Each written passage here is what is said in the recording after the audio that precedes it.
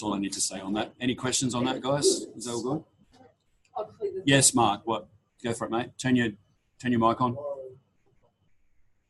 Yeah. Has that CMH 1, 2 come through on my LMS yet?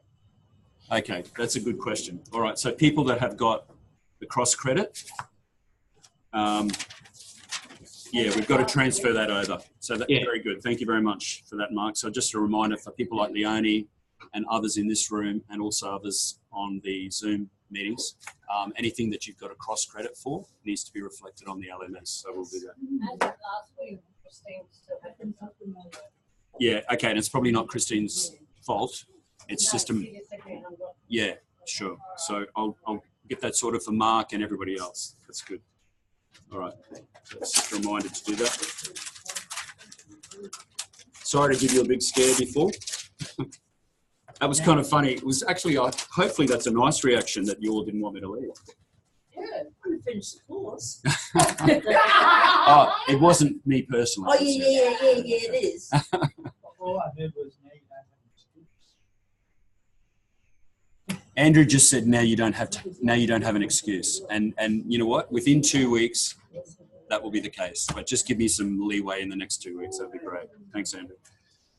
All right, so let's turn everybody to the questions, and I'll turn on the LMS, which was turned on before. There it is. And that will be short answer questions, assessment task number 7. So there's 2, 7 and 8. And for you guys, it's on page 14. Yeah. All right. Why have I got that? Assessment. I've got a spare assessment here. Anybody miss out on an assessment? All right. Now, keep your finger in there if you've got a hard copy. If not, so this entire assessment is on, it's called Work Collaboratively with the Care Network and Other Services. All right, so we're talking about the entire range of other services besides ourselves, and we're going to work collaboratively with them. And how do we do that most effectively? Okay, so question 1 in the questions, everybody is following where we are? So, okay, so the question is, what steps will you need to follow to identify and build resilience and capacity in the person's care network and community of choice? You go to your learner resource now and go to page 13.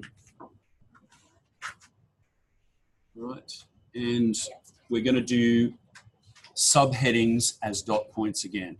Right, so subheadings are, and by the way, tonight I'm going to give you the answer and then I'm going to go back and talk about that answer really briefly, all right, before we go on to the next question.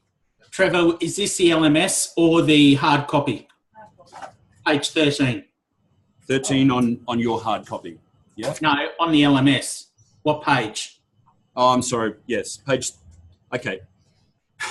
This is where it gets really confusing. In the hard copy assessment, it's page 14. In the LR hard copy, it's 13, or on the, on the LMS, it's obviously page 13 as well in the learner resource. Does that answer your question? Thanks, mate. Everybody else okay with where we are? Mount Isa, give me a thumbs up, please. That's okay. Is it? Thank you. Thanks, guys. All right. And Alan, all good? Sorry, that was good. All right. What steps we need to follow? So page 13, learner resource, subheading, work collaboratively to identify the scope and membership of the person's care network and their community of choice. So that's page 13. We'll come back to that in a minute. So write that one down. And then page 17 of the learner resource. Down the bottom of the page, right down the bottom of the page. Oh, yeah. Yeah, you skipped one. I'm sorry, page 15, everybody. Thanks, Andrew. Page 15, I missed one. Page 15. Up the top of page 15. Better follow my notes. Then go to page 17, down the bottom of page 17. And that goes up onto the top of page 18. And then page 20. Top of page 18. No, bottom of 17, top of 18. And then page 20. And then page 20, top of page 20. All right, let's quickly go back. Once you've got that written down, just listen up, please. So work collaboratively collaboratively to identify the scope and membership. So I'm talking about the first part of the person's care network and their community of choice. So we're always having conversations, collaboration, and we're through that conversation you just naturally talk about what is their care network at the moment. So that's the first part. Next one, work with the person with mental illness to clarify the roles and importance of members of the care network and determine their potential to positively impact the life of the person. Again, just a straight conversation. Page 17, work collaboratively with the person to identify the potential to expand or strengthen the care network or increase their participation in their community of choice. All right, so they might be doing this much, but you're talking with them about expanding that out. So that could be their social network, that could be their work, employment, that could be training, all that sort of stuff. And the last one on page 20, provide support, information and other actions to assist the person to uphold their rights. So that's a conversation in itself. Their rights may not be being upheld. Build resilience and capacity in their network. Pretty simple sort of stuff, hopefully. Yep. Any questions on that, guys? Yes. Yes, Mark. Is that the LMS pages or Yes. the hard copy pages? When you say hard copy, what do you mean by that? The copy that the guys get given in Townsville. It should be the same page. The learner resource. Okay, because last week it was 2 pages different. Yes, you're right. And what happened there, it was because there was 112 pages in the learner resource. Right. And so to cut it back down, Christine took out all the unnecessary pages without realising that it was going to change the page numbers for me. Thank you. So the whole night tonight will be off what pages you give us on the LMS. Thank you. Yes, Mark. Yes. Thank you. You're a man. You're an OCD man after my own heart. No, that's good. Excellent. No, good point. Thank you. All right. Okay, so that's that one. Number 2, the scope of membership of a client with mental illness within their care network is related to what? So go to page 13 in the learner resource. All right, and we'll talk about it as we go through. So it's at the bottom of page 13. It's the dot points there. There are 5 dot points. The client's participation. So how much do they participate in it? The benefit to the client. So, the client is not going to be in something if there's no benefit to them, just as we wouldn't be in something if it didn't benefit us. The engagement with the care network, the suitability of the care network, and the person's needs from the care network. Right? Boil that all down. Is it meaningful for them? Is it meaningful to them? Okay. All right. Any questions on that one, guys? Right. Number 3, who may be included in the care network? Pages 15 to 17. All right. This one is a no-brainer. Okay. Starting halfway down the page of the learner resource, you've got members of the care network. Just want some dot points there, everybody. So all of these are to be listed. The caseworker.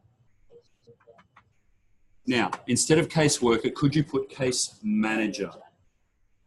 All right. They are different things, but we're taking it as you're being the case manager, the case worker. Therefore, it's the case manager. That's usually Queensland Health.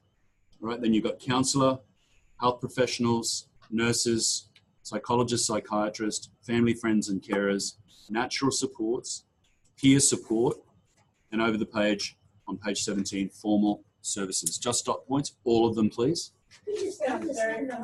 We did. That's okay. You know what? I don't think it hurts sometimes to do it over again. Yeah. Yeah. You know what? You need to be doing LMS. Yeah. Yeah. Okay. You can't find a computer at work, Joe? Yeah. Okay. Yeah, that's tough. Yeah. I don't know what to say. You'd have to have a laptop, and Wi-Fi. Yeah. Yeah. It's difficult. All right. Okay. The point was just made for those who didn't hear that about, those who are writing it down here. So it's quite hard for them. There's a lot of writing, obviously, as there's a lot of typing for you guys. All right, so that's question 3. Question 4. What activities will you need to conduct with your client to identify the potential to expand or strengthen their care network?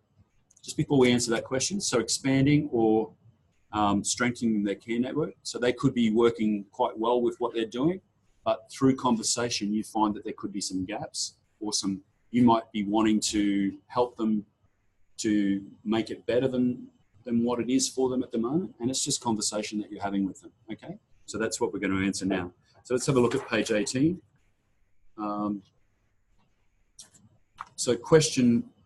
Page 18, there's dot points on that page. There's 2, 4, 6, 7 dot points.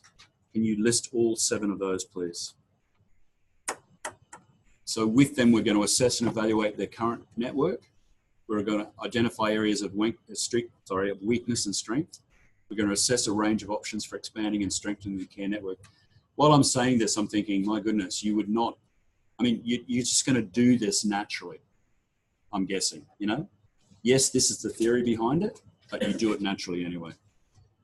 Come up with a range of steps and strategies that can be used in order to strengthen or expand the network. Support the person throughout their steps to strengthen or expand the care network. Take steps within the realm of the scope of community services job role, that's your position description, in order to work with other agencies in order to strengthen or expand care network. Just explaining that. So if it's outside your job role, you're not going to link them up with somebody if it's not your job to do that. It's probably your team leader to do that in some respects, but mostly we can do that. And the last one, update treatment and care plans to reflect new strategies. So that's your individual plans with the people. All right, any questions on that? Okay, question 5, is it? Yeah, question 5. What are some of the needs your client may have? This is a no-brainer, page 22. Right. Again, all of these, page 22 on the learner resource. The second set of dot points on page 22. So they might need access to services. They might need housing, education, fair treatment, employment, financial assistance. Lawyer.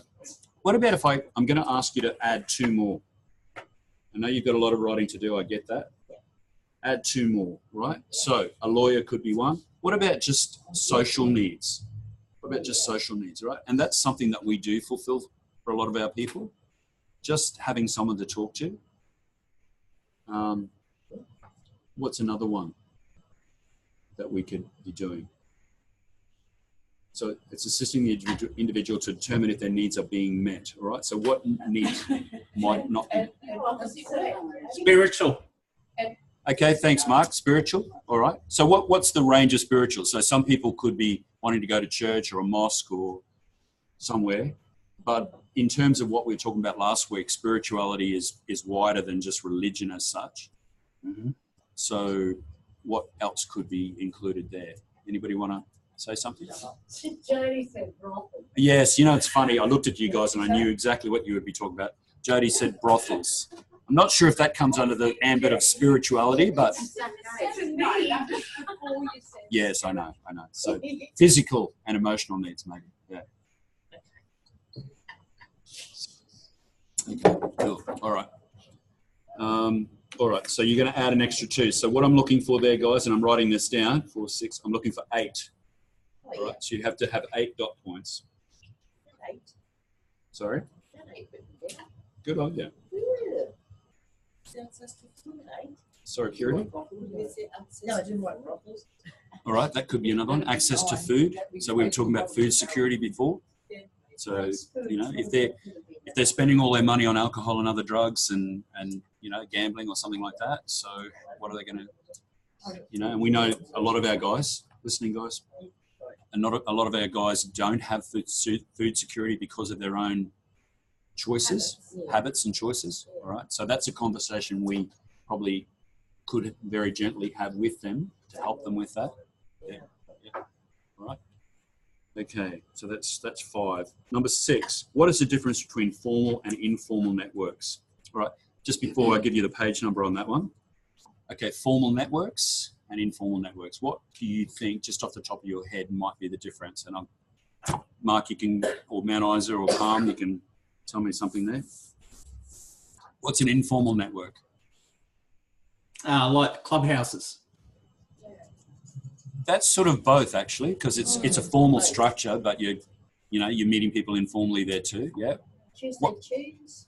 Okay, again, another Yeah, formal and informal. Yeah, both Yeah, means a yeah. set. Barbecue on the Strand. Barbecue on the Strand with the family, completely informal. Yes. All right. Yeah. So it's not an established structure. It's not within a roster or a timetable. It's not at a building. All right. It would be basically family, friends on one side. Exactly. And So Leonie's saying family and friends, yeah, and all the other professional ones, 9 to 5 on a Monday to Friday normally, but sometimes weekends.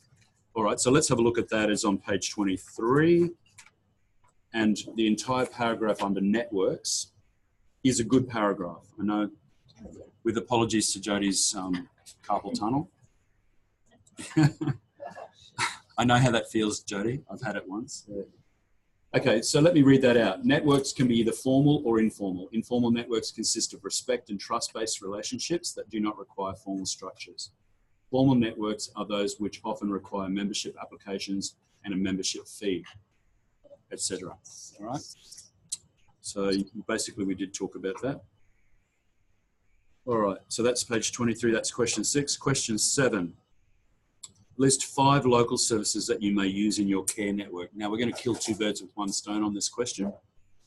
Go back. This is a bit hard for you LMS people, but if you've got you should all have a hard copy anyway. Go back to the written assessment, question 8.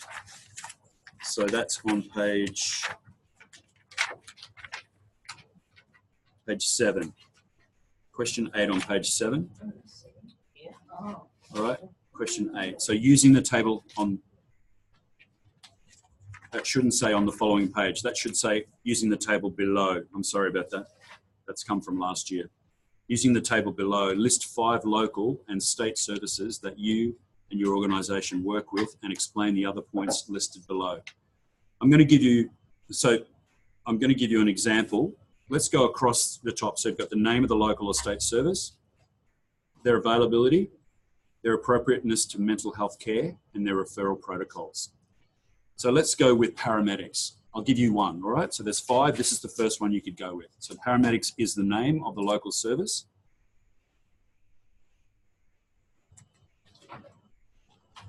What's their availability, paramedics? 24/7, all right? So you can put that. What's their appropriateness to mental health care? Very appropriate, all right? So very appropriate. Yeah, wouldn't say probably 100%. Yeah, probably say just very appropriate in emergencies or something like that. In mental health emergencies, put it that way.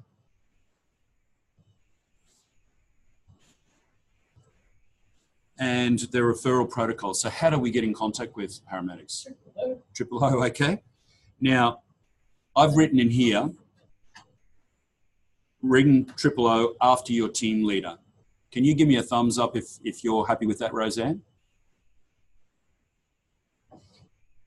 Thumbs down. All right. Can you turn the mic on, please? And can I hear from you, Roseanne? Tell us why that's not a good answer. Well, if it's a crisis, if it's an emergency, Yeah. why would you be calling your team leader before 000? All right. Good point. Okay. So we're going to call 000 and then let the team leader know. You happy with that one? Yeah. Yeah. Yep. Okay. Good. All right. So if it's a medical emergency, if it's a mental health emergency, we ring 000, and then obviously we're going to call our team leader and just say, this is what I did. All right. Okay. So we don't need to refer to the team leader in that case. Now, it may need police backup for the ambulance, but 000 will ask the correct questions to assess whether that's going to be the case. Yeah, yeah, just in case. All right. All right, so that's 1 done. All right, you've got another 4 to do. All right, so now go. You keep going. No, I'm not going to keep going. Nice try, Joe. What could be some other services? So police would be another good one. Community services departments. Acute care team. What about an employment agency? Community mental health. Community mental health. Yep. All right. So you guys are working in the industry. Sorry. Child safety. Yep. Okay. Matt. Sorry, Mark. Matt. Mert, yep. Mert, all good. All right, so you should be able to handle that now. Once you've got that all written under question, whatever that was, on written assessment, question 8, go back to the questions then. And so we were doing question 7. Now, this is what I'd like everybody to do. So listen up really carefully. For question 7, in questions, you need to write or type in there, if you're doing the LMS, answered in question 8 of, and whatever assessment it is. So for the people that have got the hard copy, you're going to say written activity question 8. For the people on the LMS, you're going to say wherever that was. Okay, I haven't got it. I'm not going to go there at the moment, but you'll be able to find it. All right. So you're just refer. So we, you got it? Oh, sorry, I thought you were on 8. No, we're still doing question 7. You're just letting me know where to find the answer. All right. Just keeping in mind, everybody, that what I mark or what Amy marks for me is also going to be looked at. Not all of them, but randomly. Somebody got that. So, yeah, sorry, Trevor. It's Junior from Mount Isa. Yep, go for it, mate. Yeah, so question 7 is question 7 it says that it's answered in assessment task 4 on the LMS. So do we just? It says it in the question and in assessment. So let me. It's probably is assessment task 4. I'm not really sure. Hang on, let me have a look. So it's in the question. It's just wrong again. This is what I was saying to Jono the other day. There's 2 sets of numbers that I've got to refer to all the time, and it's very confusing for everybody. Let's have a look here. So we want to get that sorted out. Yes, that is assessment task 4. Yep. To answer. All right? Yep.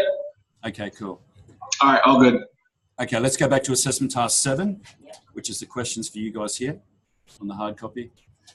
And we are up to question 8. No, you don't. Question 8 says, what does taking a holistic approach mean? All right, now you need to write this. Answered in. Ready? Answered in.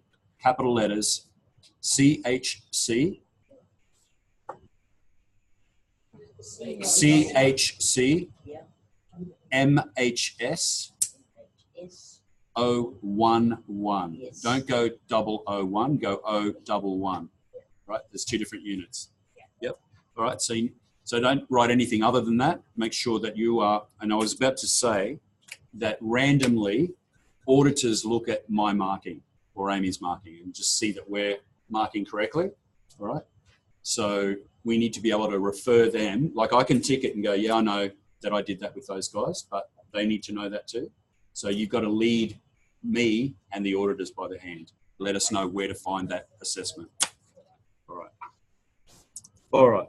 Now, question 9 is what are the most common models of care coordination? You have done that before, but I'm going to get you to do it again. All right. Just the 5 dot points, and that's found on page 29 of the LMS. Sorry, of the learner resource. 5 dots. 5 dot points. Just write them down. Oh, yeah.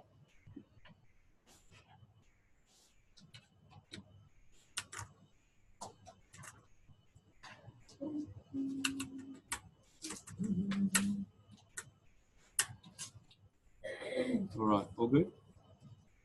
Question 10. So there should be 10 questions in here, shouldn't there? Yeah. All right, question 10. We're still in assessment task 7.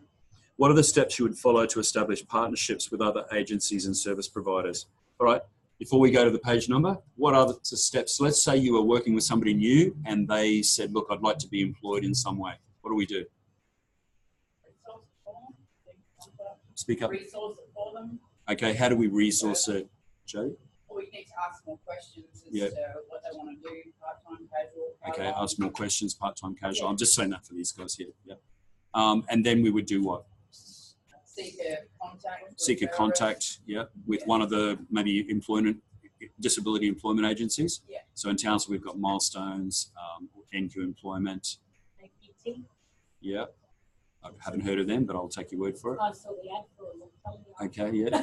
Steps, Pathways. pathways, all those ones, right? Yeah, because normally sometimes you have to take them to Centrelink to make sure they're hooked up and then they can branch from there. Okay, so Francis is saying you have to normally take them to I Centrelink think to the see. biggest thing with mental health for the client is explaining. Sometimes the job seems really easy. They don't understand what's This is the client we're talking about? The client or? Yep. Yeah. So I'm just So saying, you really got to establish like what's involved, so that I guess they've got that information, you know, before going any further. yeah. Yeah. Now let me just check.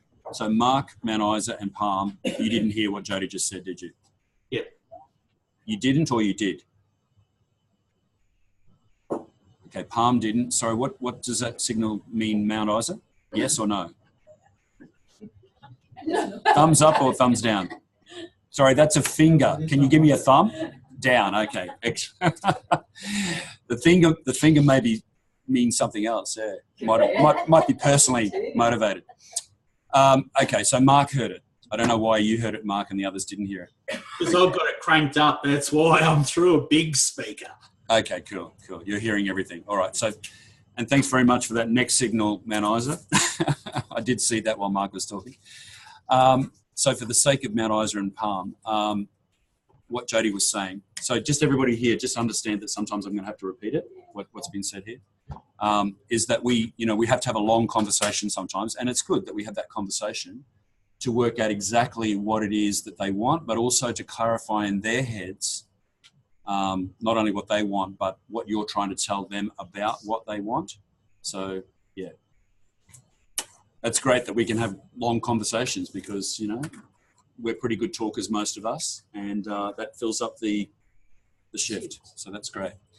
All right, so that's good. So now we're going to go on to assessment 7 for the LMS.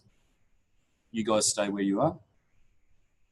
Assessment task 8 in the LMS. For the hard copy guys, you are exactly where you are. Sorry, Trevor, what was that last page? Wait a minute, I'll just take Mark, guys. Go. What was that last page number? Oh, didn't I get a page number? Page 30. Yeah, page 30. And it's 4 dot points. Yeah. You guys can preempt what I'm about to say. Hey. Yeah, well done. Very good. Okay, so now we're doing assessment task number 8 or question 11 in the hard copy. In order for networking to be effective, it should involve what? Let's go to page 32 in the LR. Very simple dot points. So it's going to involve sharing, collaboration, respect and equality between all members, a shared respect and desire to assist the community, recognition of the skills and attributes of all members, and contribution from all members. All right. Basically, every single question that we answer, the answer is exactly the same, but from a different perspective. It's just going over and over the same stuff. Respect, care for others, all that sort of stuff. Just saying it in different ways. Yep. Question 12. What can you do to maintain effective working relationships? Page 33. All right. Now there's a paragraph there. You can do it in dot points if you would like to. You could just say, instead of writing all that out, you could just go, use active listening, professional communication, genuine interest, deliberate attention to detail, collaboration. So that's 5 dot points. Or you could just write out the paragraph if you want to. It's up to you.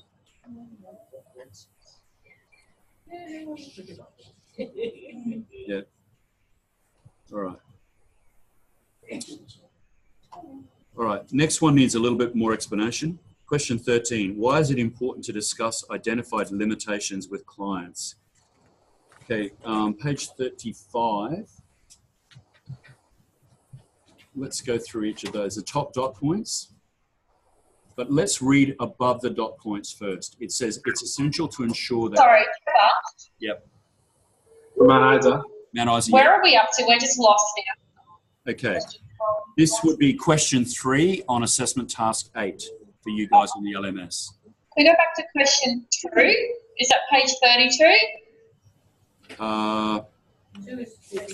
It was 33. So page 33 was learner resource for question 2. Hang on. So Page 34. you're, okay, number 1 of assessment task 8 is, the answer is on page 32, the dot points.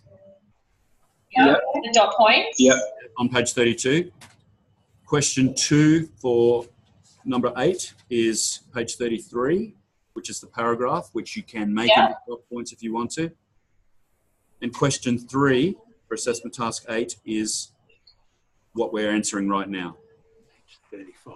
Why is it important for us to identify limitations with clients? Page 35, Top dot points. up the top of page 35. And I'd like you to write in the top above the dot points. It's essential to ensure that any identified limitations that are identified by the community services worker, that's you, are communicated to the client and explained to the client in a manner that ensures, right? So I wanted you to write that in there so that the perspective is that the limitations are yours, not theirs, not the client's limitations, your limitations, right? So,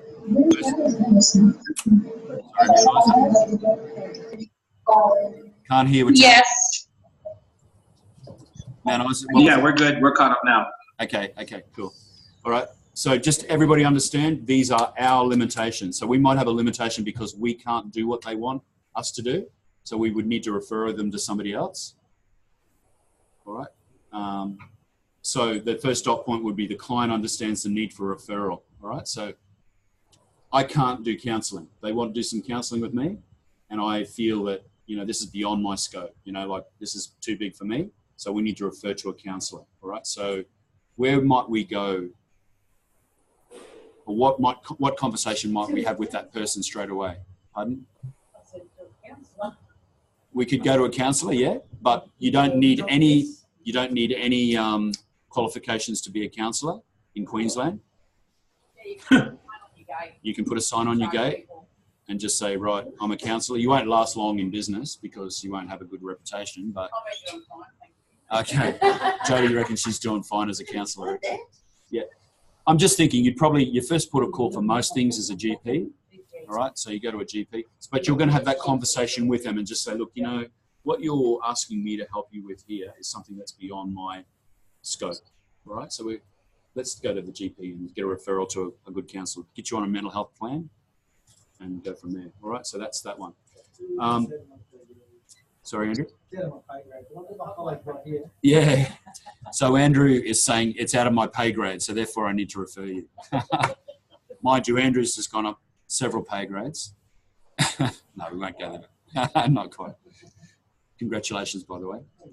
There you go. All right, so let's go to the second dot point. The client doesn't feel that they're passed on, all right? So we're going to explain our limitations because we're going to have to say to them, hey, listen, you know, I can't really help you with this. So that they need, is everybody still with me? Yeah. All right, okay. So that they don't feel that we're just fobbing them off. Yeah. But you support them to the counsellor anyway. Yeah, yeah. That's what I mean. You're not going to just ditch it. No, right. Well, we're saying stuff that you would do normally, but Yeah. I'm just trying to get a little bit of an explanation on that. You're right. The third one, the client understands that the referral is in their best interest. That makes sense, doesn't it? All right. So we're going to do something that's really good for them. The client is able to understand the potential benefits of the referral. Again, you're going to do that with them, and the client agrees to the referral and consents to the sharing of client information. All right, so you're going to say to them, is that okay? That's something that we would do normally anyway. Is that okay? Do you feel that we could go to the GP about that? You know, because they're going to be, you know, they're professional people, and they'll refer you to somebody who can really help you with that. Yep, okay. Or if they say no, what do we do then? Ask why. Ask why. Yeah, good. What else? So we have the conversation about why. They may not trust GPs, they may not trust counsellors. What could you do then? What could you say to them if they just want to talk to you? How would you make sure that you two should be able to answer this really well, having done the mental health first aid course? You could take them to your GP that you can talk to them about your GP and how much you trust them. Okay, you can give a third-party report and say, look, it's really helped me. Mm-hmm. And maybe, look, if you're not happy with your GP, maybe we could go to a different GP. Mm-hmm. Right? If they want to just talk with us only, this is a hypothetical, of course, most people will go to a GP. We could say to them, look, I can only give you information. I can't give you advice. And you must ensure that you always give them options.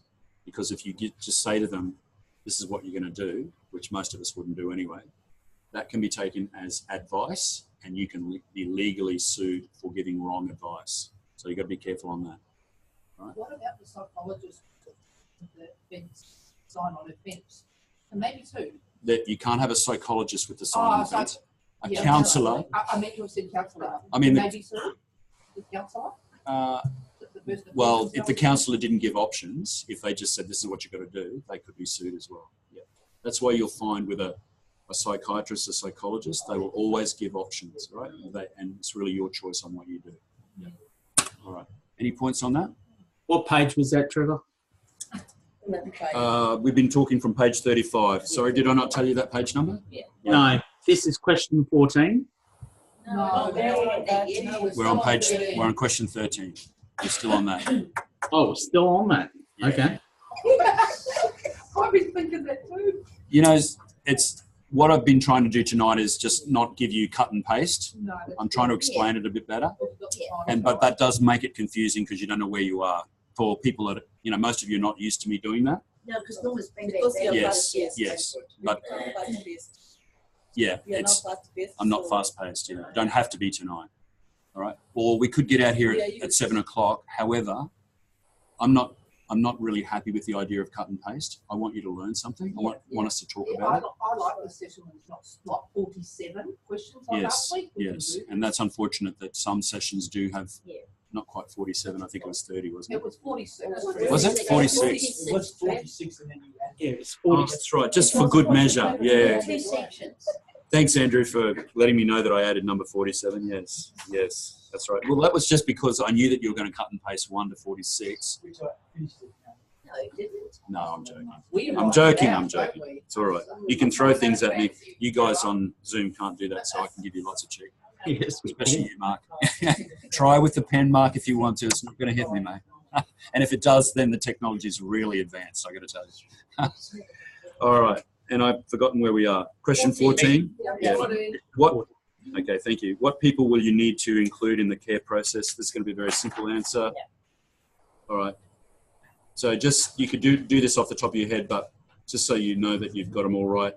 5 dot points, 2, 4, 5, on page 37.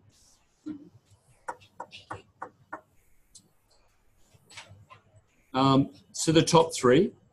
What do you? Isn't that interesting? The top one. What people will you need to include in the care process? The first one is client. You've got to include them, haven't you? All right. So it's always about them. Duh. All right. Goes without saying, but yeah, that's a new idea, to include them in it. All right. Family, carer. All right. Now some of them don't have carers. Some of them do have carers. What's the catchphrase for carers? Carers do for. Support workers do with. All right. Carers do for. Support workers do with. Yeah. All right. Relevant other. So there will be others that we talked about already tonight. Relevant others, and other service providers will be the more formal type, like employment agencies and so forth. All right. That's 14. 15. What questions or evaluations can you make? If you've got a 2 after make, cross that out, and I've changed it in the original copy. So it should read, what questions or evaluations can you make when attempting to identify gaps in the provision of services? Go to page 41, everybody. All right. Again, these will be questions that you normally are doing anyway, but I'm getting you to do it because it might add to your repertoire. So number 1. So this is question 15. Number 1, what are the client's overall needs for management and recovery? Right. So it could be a more simple client, or it could be a more difficult client. You know, we've got high care needs, we've got lower care needs. 2, which of these have already been met or are being met effectively by current service and support provision? I'm sure that most of you will have been in a situation where you are made aware that your client, 1 or 2 of their needs are not being met already. So you're going to be helping with that new need, or that need that they've had for a while that is not currently being met. Number 3, what needs of the client are currently not being met? So there might be something that's completely not met. Number 4, what possible services and extra support could be offered in order to fill these gaps? All right, now we could make some suggestions. We can give information, not advice, information. So we're giving options. You could do this or you could do that. Where might some of that information, there's just 2 of you in the conversation that you're having in the shift. Where could some of the information come from within that conversation about how to fill the gaps? The client themselves, all right? Just milk what answers they might have already, some thoughts that they might have about how they could be assisted, all right? Because they probably put some thought into it already. What do they think? All right? So that's... Can I ask a question? Say that an elderly client does not want the young support worker. Okay. She's told the office 15 dozen times. Yep. And they still keep sending them 21, 22. All right. So the question from Leonie was, what if the client doesn't want a young support worker and has made that known to the office but keeps being sent to a young worker? Under NDIS, you have a choice. And so your service provider should be sending an older person. Yep. So that's really what should happen. And then if they're not happy with that, if it's not being done, then they can get up and leave and go somewhere else, you know, which is sad because they've got that option to do that. So if it's your organisation you're talking about. One's mine and one's assistance with So- another organisation. so it really needs to be- Same deal. yeah. Second and then It's got to be changed. Yeah. That's their prerogative. Is it, To ask. when you say to keep sacking them, is it, No. no. I don't want the young one. Yeah. So it's really purely just an age issue. Yeah, There's because no it's just underlying. they've got no life experience. Yes. They've got All right. And we see this come up quite a bit. When I was team leader in Charters Towers, there were some really young support workers, and we had clients who just said, look, point blank, I don't want the young ones. And we just gave them the old ones, you know, and we had to then explain to the young workers, look, you know, your hours are going to come down. Sorry about that.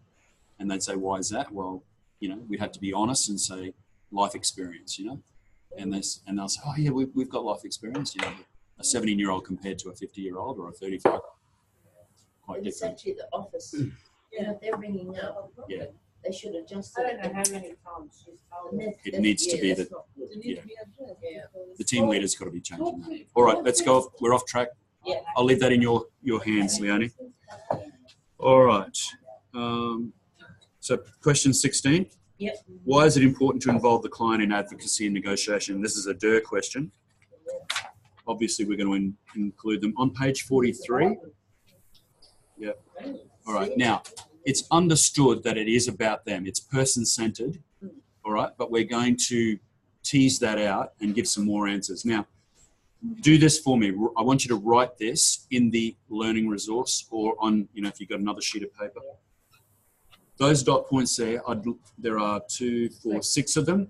Above the dot points, I want you to write so that colon, right? So you're going to answer the question. The question is, why is it important to involve the client in advocacy and negotiation? The answer is so that colon. That's 2 double dots, or a double dot, I should say. Yeah. And then you list those 6 dot points, all right? Is everybody clear on that?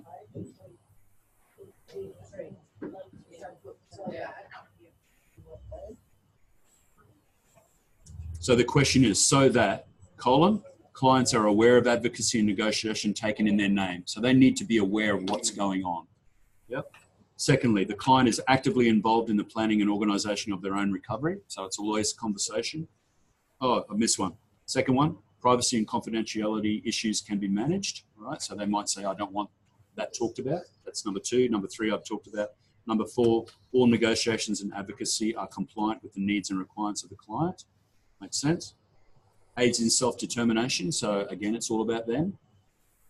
And number 6, can assist in developing important advocacy and negotiation skills in the client. All right. So they get to see advocacy and negotiation happening. You're modeling it. You're talking about it. Yep. All right. So everybody's clear that those 6 dot points are preceded by the two words, so that, colon. Yep. Yep. All right. Let's go on to 17. What are some of the difficulties that clients may have with services? Page 44. Down the bottom, second lot of dot points. So clients might have difficulty with the timing and frequency. So that's, again, another conversation, all right? It may not suit them, some of the services that we arrange in tandem with them. And so that's another conversation, all right? What about the timing and frequency?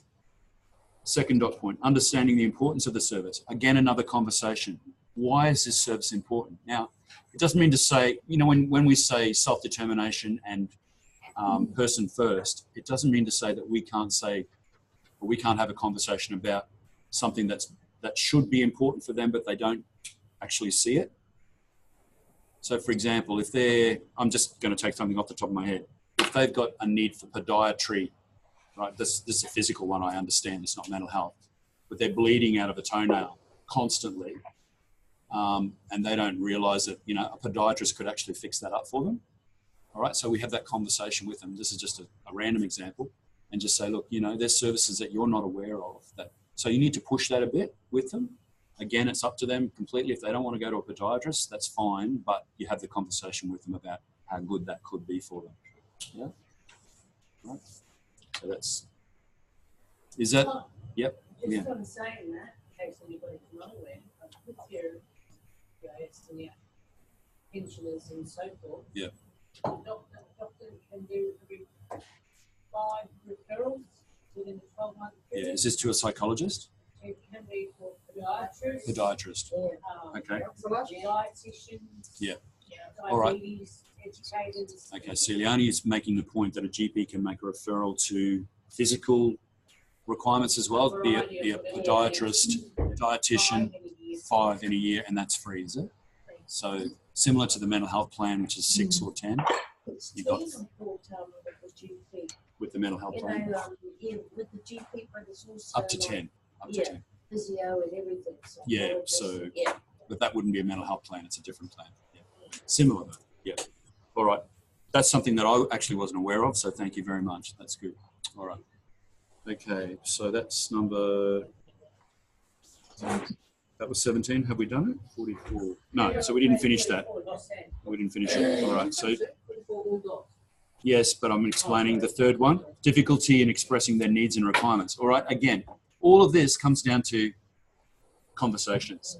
All right, so you might be aware from what they're saying that they're not really understanding where you're coming from. So again, it's a communication, or they may find it difficult, conversely, to make themselves known to you. You know, they might be saying something, you're not really getting what they're saying. So again, it's just a conversation, and that's what they're talking about there, difficulty in expressing their needs and requirements to us. Yeah. Fourth dot point, suitability of the service. All right, it might turn out that, and just to make a bit of a lighthearted joke, that may not be the right brothel for them. Sorry, that's a bad joke. That's a really bad joke. All right. That was very funny. Yeah. Jo said she liked that joke. All right, but let's say it could be the wrong GP for them, could be the wrong whatever. You know, it's a bad joke. Go on to the next one. Conflict with the service provider. All right, that might be something that you can help to manage, or it may end up being, look, that's not a good service provider for them. We need to go somewhere else. And the last one, ability to logistically meet the needs of the service. All right, so it's about timing, rosters. You know, sometimes services are on when we can't give them a shift, that sort of stuff. So that's what we're talking about there. That's 17. All good with that one? 18. What are the codes of practice that may apply to the service delivery for people with a mental illness? Go to page 46. And I'm going to get you to write out, again, I know this is ad nauseum for some people, but for others, it's not. What is a code of practice? So we're going to start with that. I'd like you to dictate. So I'd like you to take down my dictation, all right? So a code of practice, you can put a COP if you want to. Code of practice is a set of written rules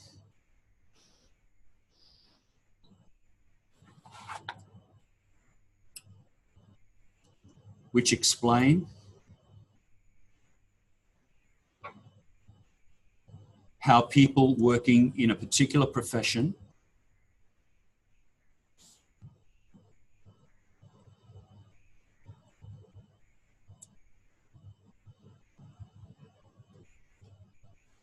should behave. I'll say it all again in a minute. All right.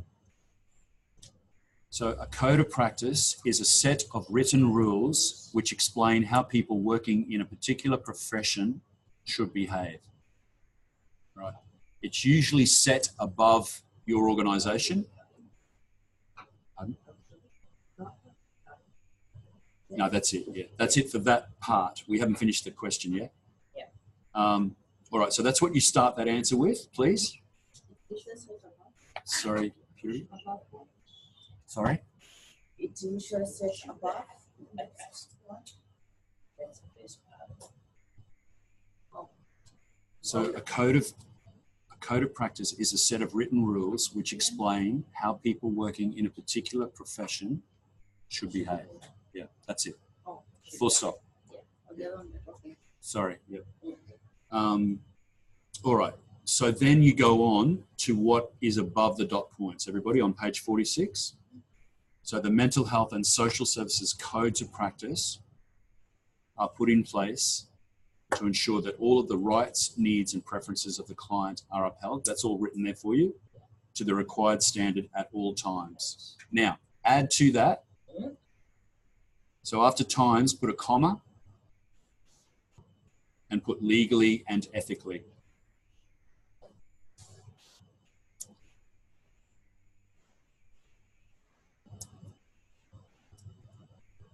All right, so legally, we're bound by a set of acts, but ethically, what does ethics mean? So if we deal with somebody ethically, what does that mean? The rules, sorry, what we should be doing. It may not actually be in an act or a law, but it's just what you do. You know, what most of humanity would expect is the right thing to do. That's ethics. Yeah, right? Don't talk to a Khmer Rouge guerrilla about ethics because they can't tell you about that. But the general population will be able to tell you that, it's right to treat your neighbour with respect, stuff like that, okay? All right, so that's legally and ethically. You're covering yourself. All right, and then you're going to do the 3 dot points there, right? So underneath that, you're going to say, you don't need to put, there are a range of codes of practice, don't worry about that, but list the next 3 dot points.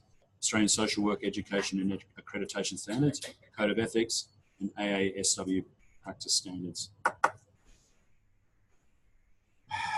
Oh, no, we've done that question. We have done question 19, however, I'm going to give you no, we're up to 19. No, we haven't just done 19. Only 18, page 46. Okay, so question 19 is, what is a recovery-oriented practice? Now, we have done that, but this book gives you a different perspective, all right? So we're going to have a look at that. Have a look at page 50. Page 50 at the bottom, and you've got a heading recovery.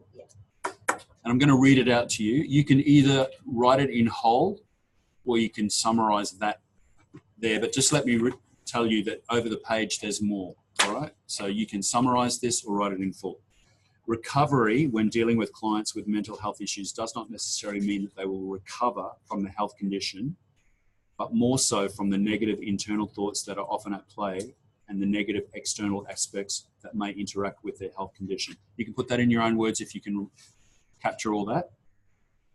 Keep going. Within the promotion of the, in inverted commas, recovery mental health support and assistance model, the client will be supported to have an empowered and positive life, even in the presence of mental illness. I think that says what we've said before in a different way, but in a powerful way. All right? So recovery is not a cure. It's living with the effects of it, but in the most powerful way. Yep. I think that's a really good one. So in your own words or copy it. And then you're going to go over the page. And again, there's 3 new perspectives there. So you can put, instead of recovery-oriented practice on page 51 at the top, you can just put ROP. I'll understand that's recovery-oriented practice. includes. Instead of saying encapsulates mental health care, that you could just put includes, and then you're going to list those 3 dot points. Recognises and embraces the possibilities for recovery and well-being created by the inherent strength and capacity of all people. Helps. Yep. Who's that? Now, Hey, yeah, it's Mount Isa. Yeah, we just lost you for about 5 minutes there, 10 minutes. oh, ouch. Okay, that's Yeah. Tell them where we lost track at. So yeah, like I already told you on the phone, it might happen again. And yeah, where were we up to when you dropped out, Junior? back on question 6 of assessment, 6 and 7 of task 8. Oh my goodness. So we lost it. I'm at 1, 2, 6 and 7. I know, the horror. Watch the video. Some of the townsville people have been very uncaring and saying, watch the video, but I won't be that uncaring. It's an It's a joke. It's a joke. Well, obviously we should do that. Yeah. So what are you up to now? And then we go for a break. And you can- Oh, and I can not have a break until then? Okay, thanks very much. Okay. Yeah. So again, the townsville people are being very uncaring, and they want me to finish question 20, which is where we're up to, and then in the middle of my break, Question 10. go back and help you guys so that they can have a very long break. But you know what? That's actually what I am going to do. All right? With them. No, that's fine. I'll hold Leonie. She's going to make me a coffee, so that's good. All right. All right. I can run through it with them. Guys, let's do question 20. Everybody else is up to 20, and then I'll go back. Let's do it one-on-one. All right. What are we doing? Okay, so we're doing question 20, and then everybody else can have a break. That's What's that? on 16, 17, 18, 19. And I will then go back. You guys can have a break. Leonie's going to make me a coffee. And I'll do 16, 17, 18, 19 with Mount Isa. All right. No, there's a special order for that. You have to do it in a plunger. Yeah. There you go.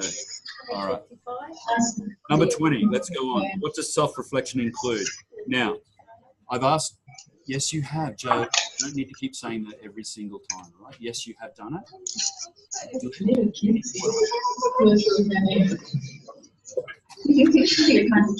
I'm always adding. Hang on. Yeah. Thanks, Mount Isa. We're always adding to our understanding. All right. Now, I'm going to give you another dictation. I'm sorry about this. But before we go on with that, so with the answer to question 20 is, hang on, refer to question, hang on, wait. Refer to question 9 in, oh goodness, this is where the LMS gets into trouble. It will be, just a minute, let me just go back in the LMS. It'll be probably assessment task 5.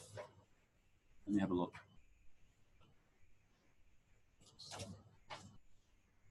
Yes, it's assessment task 5 in the LMS. All right, and for you guys, it's question 9 on the hard copy, yeah, which says in the following table, explain reflective practice. Everybody got that? LMS guys?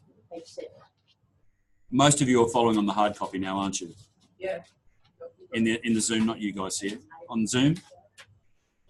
On Zoom, all right, if you've got the hard copy in front of you, it's on page 7, is that correct, guys? Yeah, and it's question 9. You can just write on there, everybody, that it is assessment task, not you guys, the guys that are doing Zoom. Yep. You can do, it's assessment task 5 on LMS. Sorry, the people doing LMS, I should say. All right, so question 1 on assessment task 5 for LMS. For you guys on hard copy, it's question 9 of written activity. I said to Jono today, I think I said this before, we need to have it so that I'm not saying 2 lots of where it is, which means I've got to go through and I've actually got to change all these assessments to the LMS. Why not have plenty of time? Yeah, that's right. We can fill up all my spare time, can't I, Jill? Yeah. All right, let's answer that question. All right, here we go. So I'm going to talk about this one now. You're answering in a different place. So I'm going to dictate it out. It's quite a long dictation, so stick with me. All right, I'll try to do it. 9. So this is 9A. So what is reflective practice? Junior, you've already got this because you gave this to me and I asked you whether we could use it, and it's brilliant. Reflective practice refers to the practice of thoughtfully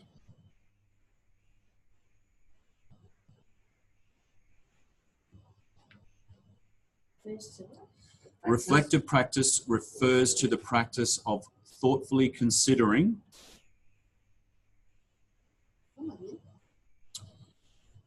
reflective practice. I'm not getting angry. I'm just, it sounds like I am. I'm not. I'm just saying it 3 times. Reflective practice refers to the practice of thoughtfully considering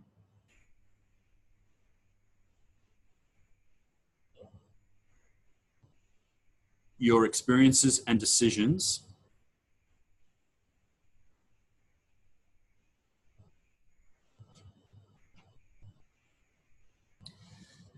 made within the context of your work.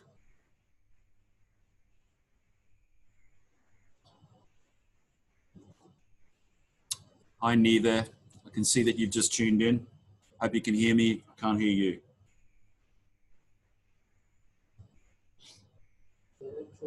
Okay, no, that's not it. It is a key skill. Yeah. How are you getting that? Is that you, Neva? Can you mute yourself, please? Neva, are you in Mount Isa? Sorry, are you in the group at Mount Isa by any chance? No, okay, you mustn't be. All right, cool. It is a key skill that needs constant development.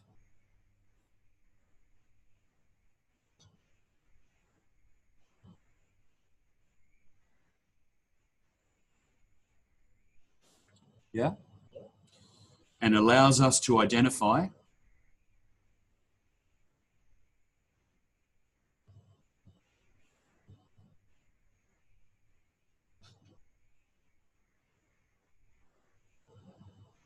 our own strengths and weaknesses.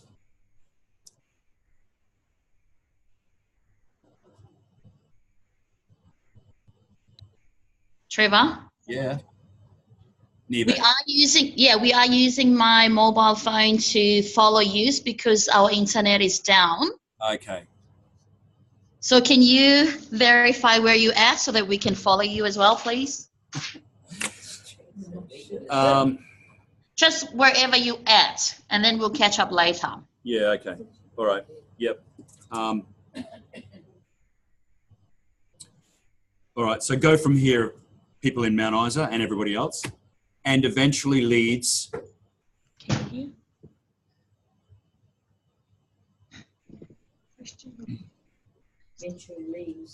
eventually leads to the improvement of our practices. What question was that? Sorry, Trevor. This is 9A in 9A. Assessment Task 5. Assessment the task. LMS. On your... You're right. No, don't go there. That's going to confuse them. Leads to the improvement. Oh, yeah. You know what? I thought it was a bad idea. It eventually leads to the improvement of our practices.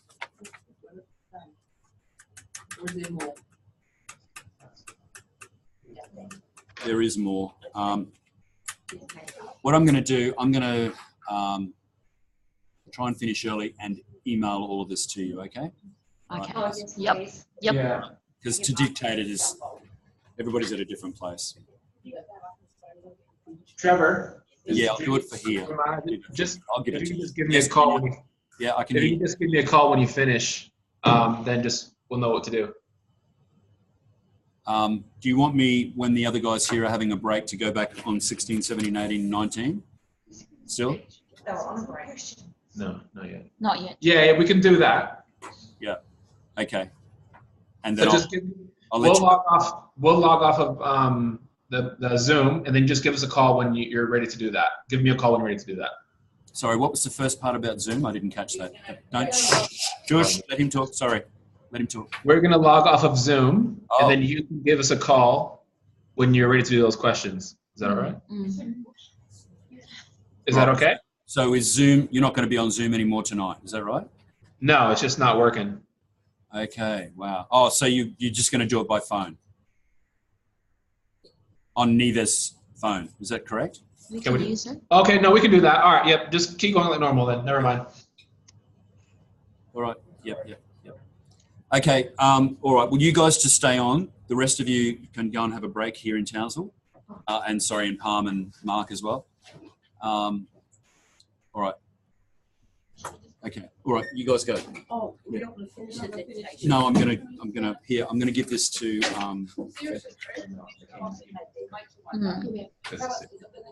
yeah, the plungers. Just hang fire, neither, and man Isa. All right. So walk into the kitchen. So as you walk in the kitchen, turn that way like that, and then you've got a cupboard there like that, which has got all the. I'll get the cup off my desk. Yeah, the plunger is in the dishwasher. Hang on, no, it's got to be the stuff in that cupboard. Open that cupboard up. It's got all the electrical switchboard on it, and there's sugar in there, and there's coffee. 2 big heaped teaspoons of the coffee. Thanks. And then about that much milk in the bottom of that big cup on my desk. Thanks very much. Okay. All right. So still there, Neva and Manizer? Yeah, we're here. Okay, cool. All I'll right. pass it to Junior.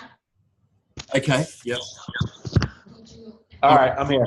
Okay, cool. All right. So we're doing question 16, I believe. Have you done 15? You got that? No, yes. Yeah, we did 15, We're so. at 6. Okay, you're 6. Okay, cool. Right. Sorry, I'm not allowed to speak in my own training. No. What? Yeah. Yeah, go ahead. Yeah, okay. And I was explaining, I don't know whether you heard this part, I was explaining to Jono today. Oh, can you take that and photocopy that 11 times or 12 times, please? No. It's going to be a photocopy. Yeah. Okay. I was explaining to Jono that we need to sync the hard copy numbers of questions to the LMS because people are just getting confused all over the place. Yeah. Yeah. So now that I'm not going to be working in the other job, hopefully I'll have time to do that every week, that I can change it. Okay. Which will be good. So I can just refer to one set of things. All right. So this is your question 6. Yep. Why is it important to involve the client in advocacy and negotiation? So that's on page 43. Yep. It's a very easy question, but I mean, you could answer that off the top of your head. However, when you go to page 43, see the dot points down the bottom? Yeah, we were, yep. Okay, so now, all of you there, please, write in your learner, have you got the learner resource in hard copy or is it just straight on the LMS there? Some of us do, yeah. All right. So if you've got a hard copy there, write above the dot points the words so that, right? So you're answering with those 2 words to start off with. So that, and then a colon, double dot, and then you're going to give those 6 dot points, all right? For those of you who are just taking notes, just make sure that you just so that, and then the colon, and then the 6 dot points underneath. And I just went through those 6 points. I just said clients are aware, so that clients are aware of the advocacy and negotiation taken in their name. I think that's pretty self-explanatory. Yep. So that privacy and confidentiality issues can be managed, again, self-explanatory. The client is actively involved in planning and organising of their own recovery. So it's all, what I said was it's always about the conversation that you're having with them and including them and making them see that it's person first. It's taken from their perspective. Number 4, all negotiations and advocacy are compliant with the needs and requirements of the client. Again, it's from their perspective. And the 5th one is about their perspective. Again, it aids in their own self-determination. And then last one is really important. It can assist in developing important advocacy and negotiation skills in the client. So what you're saying to the client in that conversation is actually role modeling how they can independently do advocacy and negotiation. So the conversation that you're having with them is a model of advocacy and negotiation in their own right when you're not around, basically. Is that all clear? Yep. Okay, so that's question 16. So just one last time, I want to say that above those dot points, you're going to write so that and then the 6 dot points. All right. So question 17. What are some of the difficulties that clients may have with services? That's on page 44. Yep. And it's the second lot of dot points down the bottom. So we've got timing and frequency. So the explanation there was difficulties that the clients can have are timing and frequency. So we're talking about, you know, rosters, our rosters matching up with, sorry, their shifts, I should say, their shifts matching up with other services that may not match up. So that could be a problem. The second dot point, understanding the importance of the service. So they may not even really realise why they need that's a conversation that you're going to have with them. Still there, man Isaac? Yeah, we're here. Okay.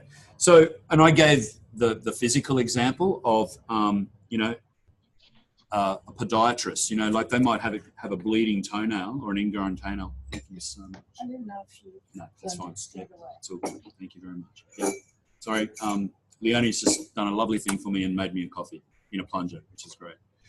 All right. So, you know, they may not realise, this is, I mean, a crazy example, but let's say they're bleeding from their big toe. They don't know that such a thing as a podiatrist exists. So we could suggest that to them. They may still, you know, not be excited about that idea, but you can go on to explain, you know, how good a podiatrist can be in fixing an ingrown toenail and managing an ingrown toenail. So that's the second dot point there. The third dot point, difficulty in expressing their needs and requirements. So, you know, they may not have the language, the English expression to be able to tell you exactly what their needs are. So that's what, you know, so you've actually got to coach them through that conversation and say, look, I'm not exactly what I'm understanding what you're saying. So again, it's just a conversation. The fourth dot point, suitability of the service. All right, so the service may or may not be suitable for them. And the fifth one, conflict with the service provider. So it may be that, you know, you might have to help manage that conflict. So you support them in their management of the conflict, or in the end, it might be that service provider, other service provider is not the right one for them and you move on to a different one. And the last one, ability to logistically meet the needs of the service. So the service itself may not be able to logistically help you. They may run at a different timetable to what you guys are. So that may not help, that sort of thing. Thank you. What is the original? Last one? Sure, thank you. Really? Well, that looks like a copy. They all look like copies. Sorry, Junior, might be a sec. Doesn't matter. Doesn't matter. Somebody else has got the original. Yeah. All right, so that's question 17. Question 18. What are the codes of practice that may apply to the service delivery for people with mental illness? So page 46. And I'm just getting everybody to, even though you may have done it before, sometimes it's good to go over things. I'll try to limit that where you go over and over and over things, but sometimes I think it is important to go over some things. And as I said to these guys, some of these things we're doing from a new perspective.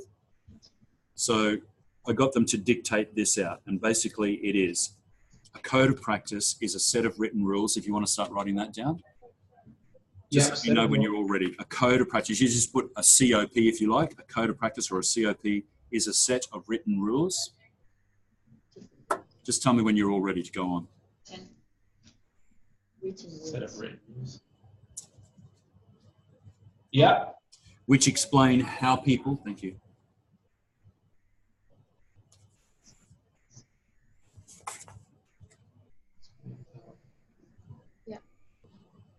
Yeah. Okay, which explain how people working in a particular profession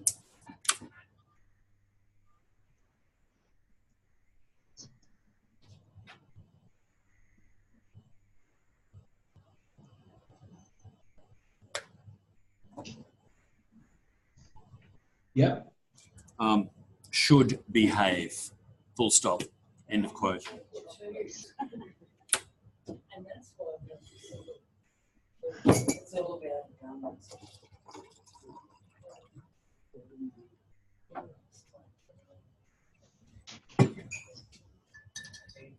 Oh, guys, did you put any sugar in this by any chance? I did. Was it 2? 2. 2 heaped and 2. And 2 coffee. Awesome. Yep. How'd we go? You right there, Mount Isa? Yep. Okay. Sorry, you're hearing about my coffee exploits. Okay. After that, in answer to this question, go to the first paragraph under Codes of Practice on page 46. And it says the Mental Health and Social Services Codes of Practice are put in place.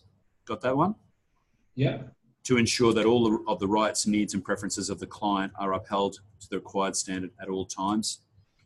Okay, now I want you, where it says a full stop after times, put a comma there, please, and add the words legally and ethically.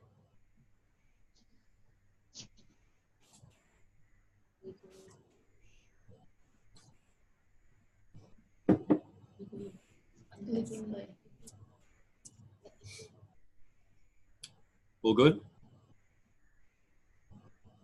Yeah. Don't bother writing all that out again, guys. It's just adding onto your learner resource, legally and ethically. It's in the learner resource there. Still there, Mount Isa? Yeah, we're just getting it all written down. Yeah, it is a lot, I know. And then you're going to add the 3 dot points listed there on page 46 as to what kind of codes of practice there are.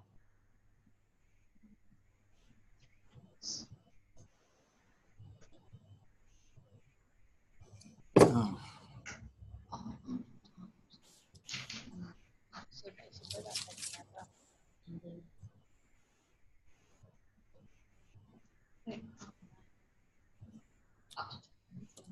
I hope you're not writing all that down, guys. You can just refer to it in your learner resource, all right?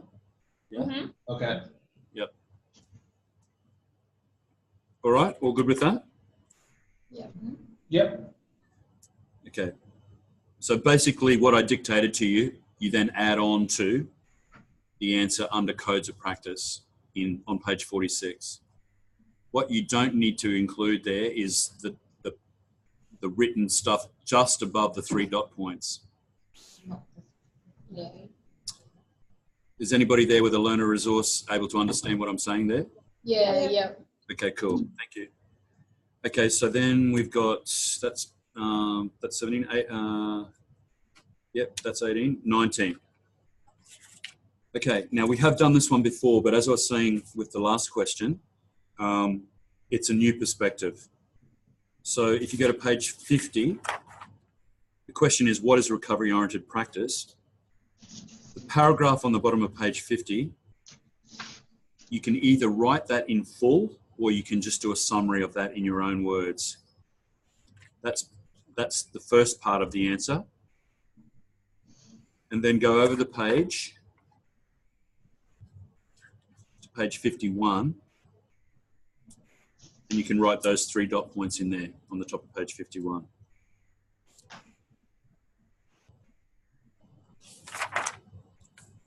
Pretty clear on that? Mount Isa? Yes. Yep. All right, so bottom of page 50, top of page 51. That's the answer to 19.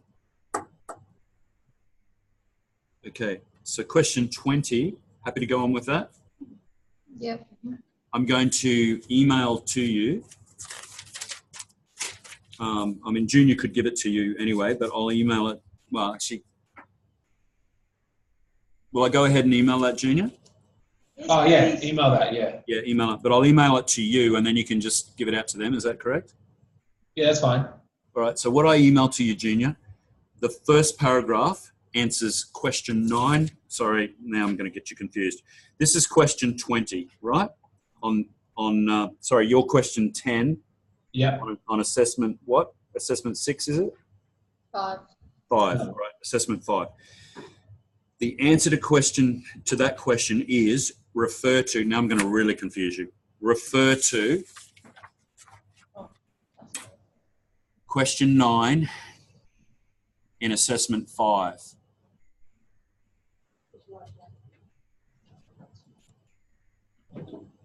All right, so question 5, sorry, assessment 5, question 1 is how you're going to answer that question 20 of the assessment that we were just doing, the questions. Is that clear as mud? Can you just say that again, Trevor? Yeah, okay. All right, so question 10 that we were just doing. All right, so did question 9, which was what is recovery-oriented practice, right? Question 10 was what does self-reflection include? You with me so far? Yes. The answer to that question is you will write this in your LMS, refer to assessment number 5, question 1. Is that clear? Yeah. Right. Yeah. And then I want to take you to assessment 5. So go there in your LMS.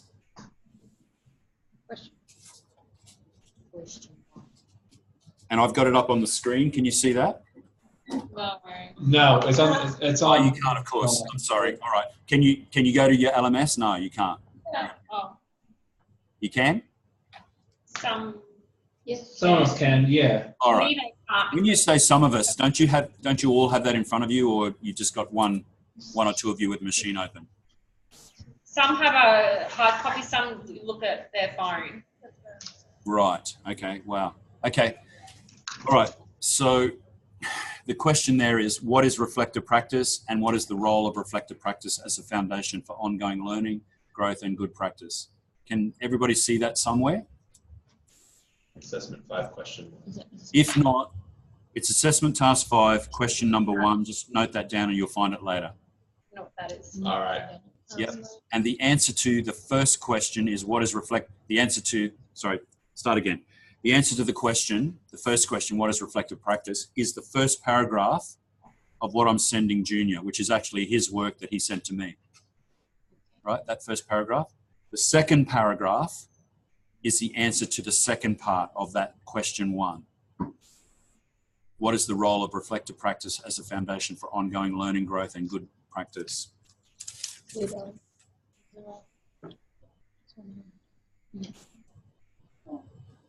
All right, fire away with questions, guys. If you're not clear, please ask me right now.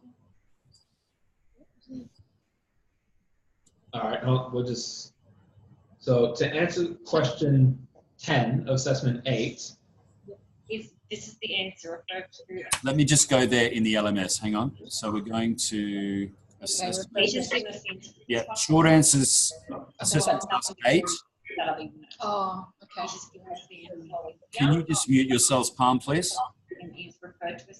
Oh, okay. Thanks, guys. So question 10 on assessment 8, Mount Isa. Yeah.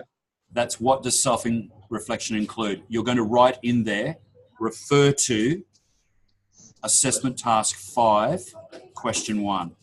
Yeah. All right.